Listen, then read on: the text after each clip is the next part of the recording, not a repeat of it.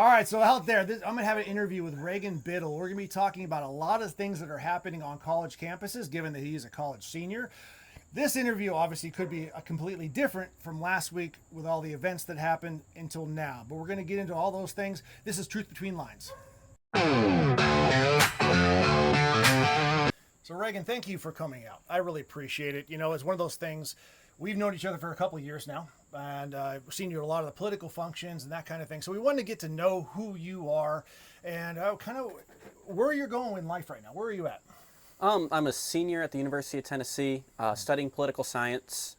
I didn't really want to do college going into college, but my dad was a really big pushing factor. I was going to use the word inspiration, but I was not feeling very inspired going into Pellissippi. So I did my 2 years there, and then I'm like, well, I'm halfway there. We might as well finish this up. And I've met a lot of great people. It's been a great experience. What I'm doing after college, God will tell me that sooner or later. Right. Still figuring that out. But I do really enjoy the people that I've met. I met some people at Pellissippi that I see at the University of Tennessee now. And I've had a great time, much more than I thought I would. Kind of tracking away from college. I'm a big gun nut. I love politics. That definitely came from my father, both of those things. Putting Christ first is something that I try to do in everything. And I keep it simple. Good. And what are you studying right now as well? What's your subjects and I guess what your classes going into your senior year look like at University of Tennessee? I'm taking a class on climate change right now, which is, oh my gosh, they are not going to like the interviews that I did with my family because I had to do like recorded interviews and it's supposed to be done in the affirmative to climate change. And I'm not somebody that appreciates climate policy the way it's being pushed forth currently. Okay. And that is going to be a struggle of a class.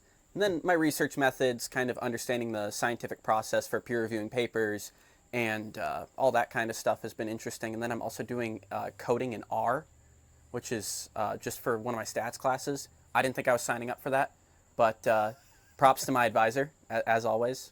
It's amazing how things happen where you're just like, oh, look at this class. I had no idea I was doing it, but I need it for credit, so there I'm taking it. So that's interesting. I'm getting left out to dry on that one by my advisor. I've Well, good. All right, so moving forward on those classes, though, I mean, do you feel at all, and this is overall in college, how are you feeling? And of course, this is going to film before you graduate, which I want to make sure you're not in trouble, but how are you feeling towards the professors there at University of Tennessee with these classes you're taking? The professors, they're interesting. That's a gentle way of putting it. I do have a professor in my law and American politics class who brands himself as a Marxist, but he's honest about having open discussion in the classroom, which makes me appreciate my viewpoints more, having insightful conversation. And a lot of my professors, you can tell that they inject their personal politics into it, but at least this guy is honest about it and open about it when he does it. And he's always willing to hear other people's opinions, and we can joke and have a good time. And I think that's missing in a lot of other classrooms, that level of engagement, even if I fundamentally disagree with him on pretty much everything. Yeah. So if you're a senior, just do the math real quick. As far as you started right after COVID happened, so you had your your high school years during COVID, 2020. You go to college. What was that like? It was a very interesting transition. My family and I used to live in upstate New York. We moved in 2022. Actually, it was like July 29th, I think we got down here.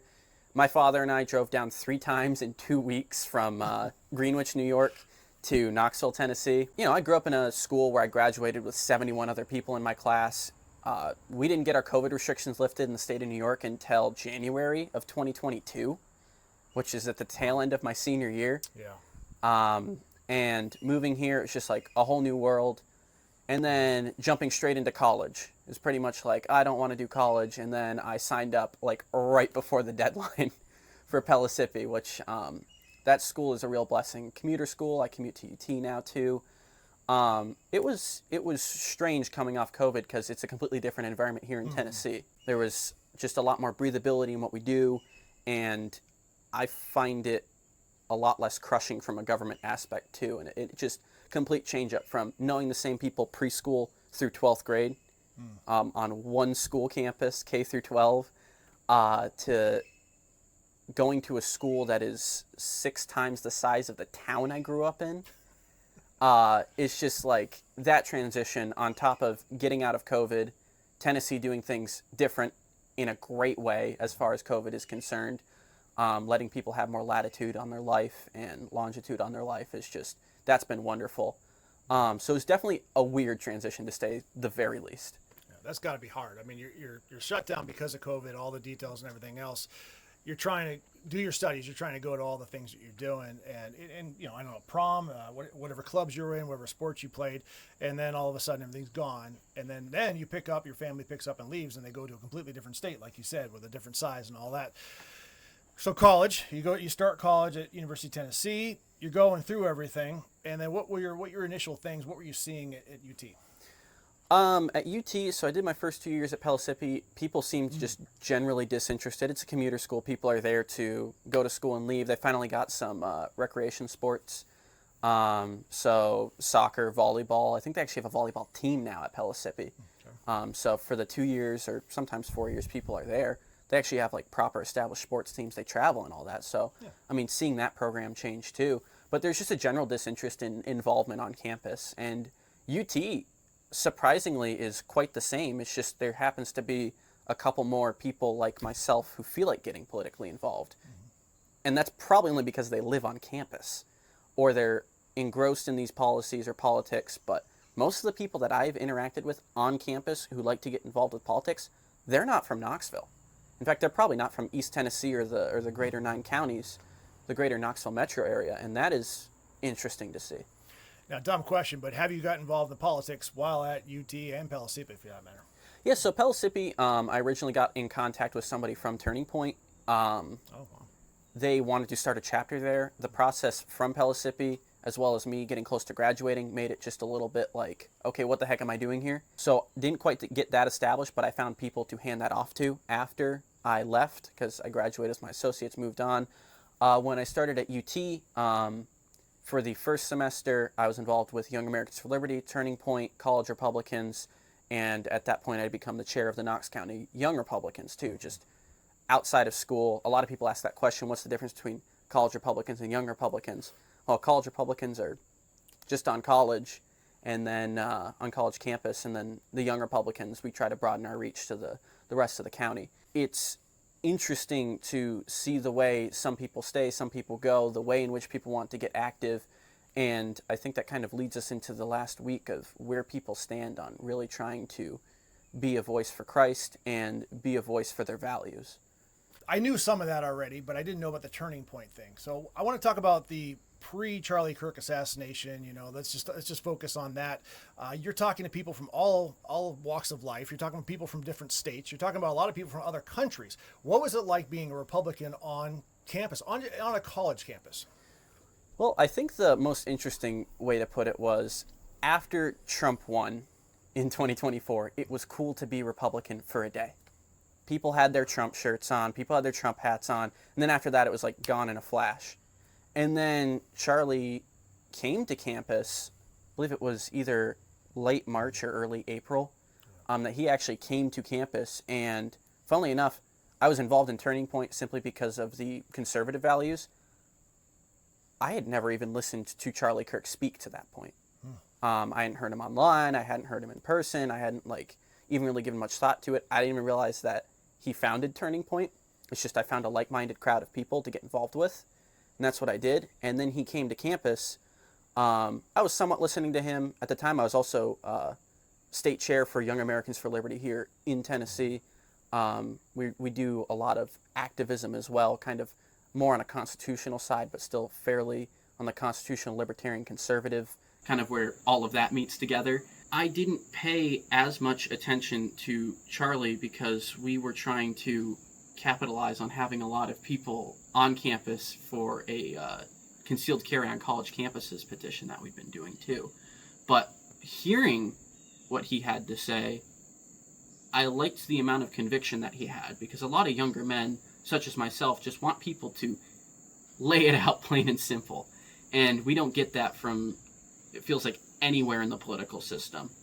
I think maybe the closest is some of our members of Congress scratch the surface of really just laying it out there like, we like this, we don't like this, but we're tired of the political games. And I think that's where Charlie became a real rallying point for people in my age group, especially young men, to really get involved and engross themselves in the political atmosphere. Yeah, so your major is political science, okay? So I want to kind of talk to you. I mean, obviously that involves politics. Now, when I was in college, I didn't have politics. That was not my major. I was a criminal justice major. And we didn't care about what was going on. I actually did a little video about that as well. I hit a link. But how is politics affecting your life in general, and including about, who is president? You mentioned Donald Trump being elected and that kind of thing. Maybe you're a little bit too young. How was it like in high school before you wanted to go into politics? What were your feelings about politics in general? Very positive, and that's because my father was very heavily involved in politics up in New York. I was raised in it. I remember being up on stage when Elise Stefanik won her first primary, which was a shocker and really awesome to see. And just ever since then, I've been out knocking doors with my father, or handing out political literature, or interacting with political figures. So it's given me more of a hopeful and grounded, I guess, perspective on politics in general, because a lot of people get so detached from their public figures who get elected to office. It's a lot easier to get in contact with those people than a lot of people realize. I mean, they're elected to pretty much be talked to by their constituents, and if they don't do that, they fail at their job. But getting back to how I feel about politics, that's given me a really hopeful outlook on politics on a local level. I have not paid attention to federal politics probably for the last, since Trump got elected. And that's coming up on a year already.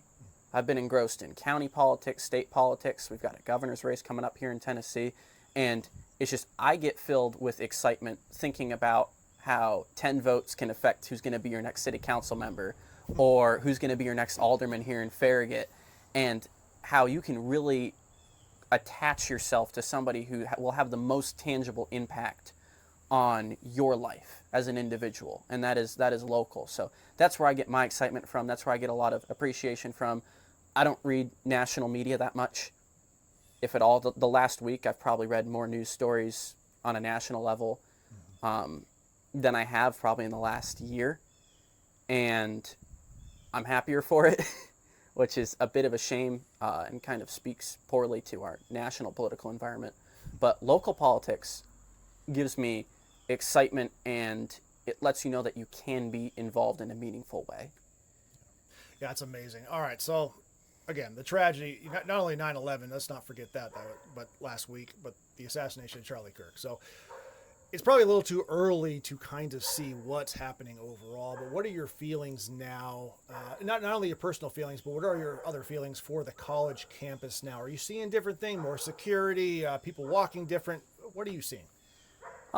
The Thursday after Charlie Kirk was assassinated, so that next day on the 11th, our class attendance was down quite a lot. There was definitely a lot of people who were either had an edge to them, or a little bit of nervousness that wasn't present there before, or they were frustrated, or, like I said, just didn't show up at all.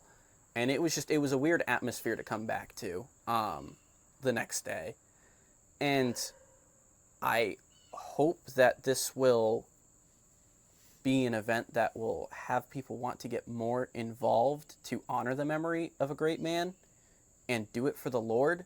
But it's a little too early to tell how this will really have people want to engross themselves in political debate, discussion, and politics in general, which is just, we'll have to see how the next week progresses. I mean, when George Floyd died, for the left, that was they burned down cities for years. I mean, there's a reason why our insurance prices are so high. And if you literally look at that, they burnt down cities.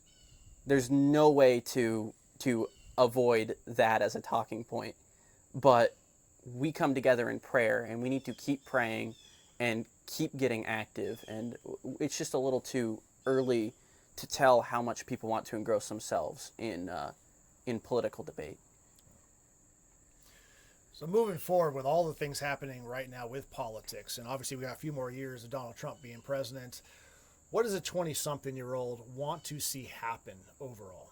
Not to throw shade at Fox News, but change a Fox News segment into 30 minutes of knocking on people's doors for a political candidate or a cause or your church. It is so easy to get involved. If I can scroll Instagram for 30 minutes a day, I can be doing literally anything else for the Lord for those 30 minutes or the hours that I have throughout the week that I find myself with, where I'm just twiddling my thumbs. What I want to see is people have true conviction for the Lord and actually stand up for their policies and their politics and what they truly believe in.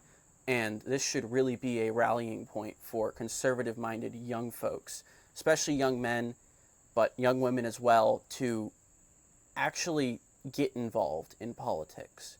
It is great to have the conservative community, such as Turning Point or Young Americans for Liberty, but unless we're willing to go out and have the tough conversations with people like Charlie did and really lay it out there in a meaningful and Christ-minded way, then I think we're failing at honoring the memory of Charlie. To that point, to what I'm understanding, what I'm seeing right now, there's a bigger movement towards younger people moving towards Christ and just to religion in general. Just take out all that. You can have any religion you want to, but they're finding out that, hey, there's something, a higher power out there, or at least they want that. They're seeking that. Are you finding the same thing, and are we seeing that in where you're at? I mean, it might still be a little early, but are you seeing that this year?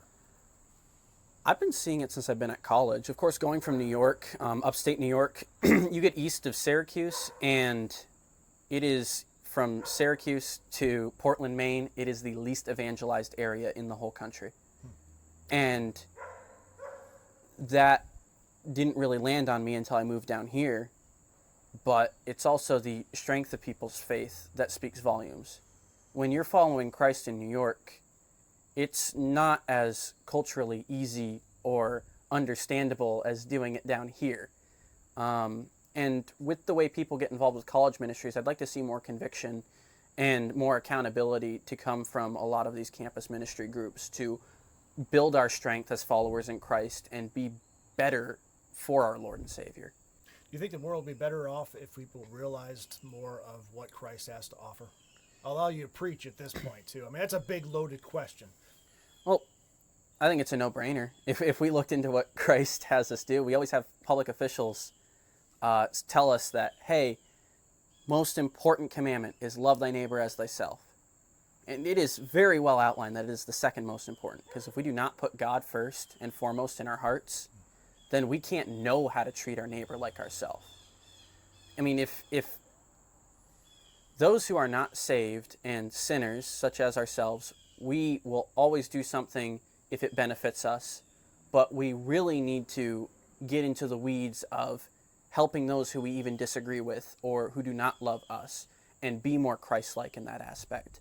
And I think that is absent in a go-along, get-along society. I think another great example was in Charlotte, the Ukrainian girl who got stabbed. Nobody even batted a frickin' eye on that train. And I think that just shows how sedentary we are as believers, that we're not pushing to help those around us, and that we're not willing to get involved in our communities in a meaningful capacity. Once again, going back to, if you've got 30 minutes to watch Fox News, I'm sorry, but your news brief is not as important as helping out at a food bank or knocking on doors for a political candidate you care about. Or, I mean, it could literally be anything. But I just hope that people can get inspired in a meaningful way by making that connection with Christ. And that's really the only reason we have to move forward, is Christ and our family and the true love that comes from those relationships. Now, I'm 47 years old. Talk to yourself. You're in early 20s. When you're 47, what do you want to say to yourself? I'd want to say to myself, you can do more than you think you can. God is not going to give you a battle that you're not willing. God's not going to give you a battle that you're unable to handle. He's always going to present you with a task that you are perfectly capable of. It's just a matter of your willingness. I mean, Jonah didn't want to preach to the freaking Ninevites, but God got him there anyways, and he was perfectly capable of doing so. And if we just have the power of Christ come upon us and the Holy Spirit with us, then we literally cannot fail in anything that we do. We just have to make sure we put Christ first in our mindset, in our communities, and in all that we do. Good. Now I fast forward over 20 years. So what happens when you graduate? You graduate in the fall? In the spring. Spring? Okay, so spring, yes, right. You graduate. What happens then? Have you thought that far away? I mean, you might not even thought that far away. You know, I've kind of been... Not that long. I've been more focused on the now, definitely, which leaves the when of when I'm going to do stuff. I'm figuring it out. I may take a gap year. I may go straight into law school. I'm kind of in the area where, do I really want a break from school so I can get to working? I'm not terribly concerned about that right now. If I continue to just work, God's going to set me up in the right place, and I just shouldn't be nervous about that. And I can't. I mean, I'm doing 21 credit hours this fall. I'm managing a campaign. I'm heading up the Young Republicans Club here in Knox County, and and interning 2 days a week. So it's just like, and yet I still have more time than I realize. But I've been more focused on the now, and I've still given thought to the future, but definitely come the spring, I'll gather my thoughts and see where God will take me. At that point, I just know the doors are going to open for you, especially taking 21 credits. That's a lot. I mean, what's the average? 16, I think, or something? I don't 16 know. If you have a lab, whatever. If yeah. I remember correctly, I mean, that's what we had, and that was 4 classes, and that was a full load for us. So 21 plus all the other extracurricular stuff you're doing, that's pretty amazing. Anything you want to say to anybody in particular, general or personal? To anybody wanting to get involved with politics, it's way easier than you realize. There's websites for your local Republican Party. There's conservative groups. There's people you want to get involved, who want to also get involved. Bring them with you. Form your own clubs.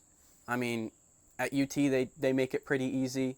At Pellissippi, they actually give you money when you start a club, too, to do club activities.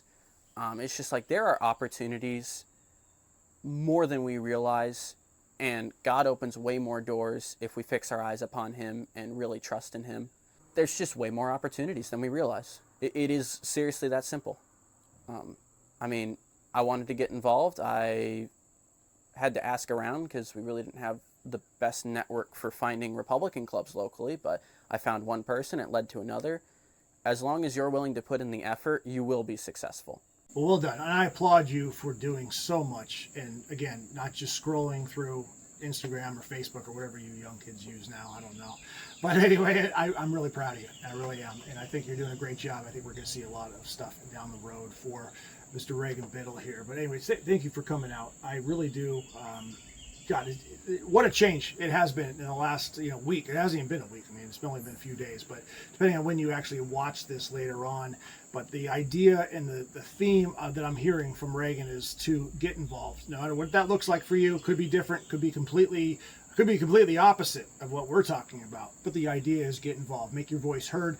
Those local politicians, those local races can go down to literally 12 votes or less. Go out, educate yourself. Another thing I want to say in closing is he was talking about and this was last Sunday, so not just yesterday, but a week ago. He says, if you knew Christ was coming back in a week, you'd get all your affairs in order. And then Charlie Kirk was assassinated that same week on Wednesday, and that was a man who had his affairs in order with Christ. And that was just him living his life for the Lord. And if we're not doing that now, then we need to change a direction in all our lives. Thank you, Reagan. Thank you for coming out. We really appreciate it. Thank you for watching at home. I hope this made something to you. Please hit the like and subscribe button. You're going to hear a lot more of this name going forward, Reagan Biddle. So anyway, I'm really proud of you. I'm really congratulative of all the things that you're doing. Keep up the good work. And this is Truth Between Lines.